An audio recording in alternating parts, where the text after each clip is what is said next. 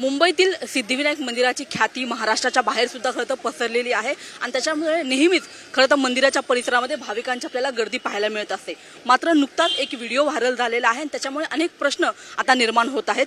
सध्या मी सिद्धिविनायक मंदिराच्या परिसरामध्ये आहे आणि सिद्धिविनायक मंदिर जे खरं तर अनेकांसाठी श्रद्धेचं स्थान आहे, आस्थेचं स्थान आहे, याच मंदिराचा जो प्रसाद मिळतो त्या मंदिराच्या प्रसादावरती काही आपल्याला उंदरं खरं तर फिरताना पाहायला मिळत आहेत। अशा पद्धतीचा एक व्हिडिओ व्हायरल झालेला आहे।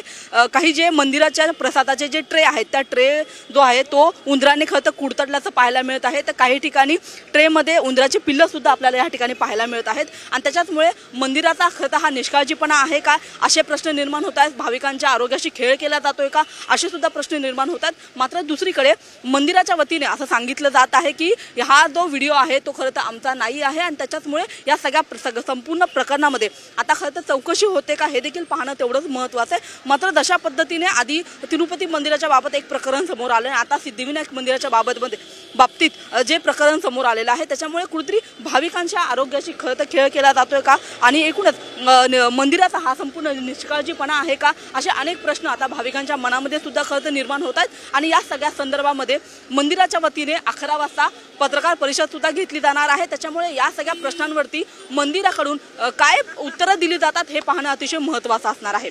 कॅमेरामन राकेश सह मी रुपाली बडवे, साम टीव्ही मुंबई।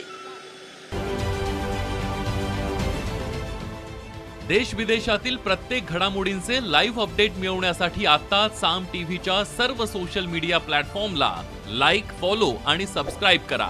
तसंच सर्व नोटिफिकेशनसाठी बेल आयकॉन प्रेस करायला विसरू नका।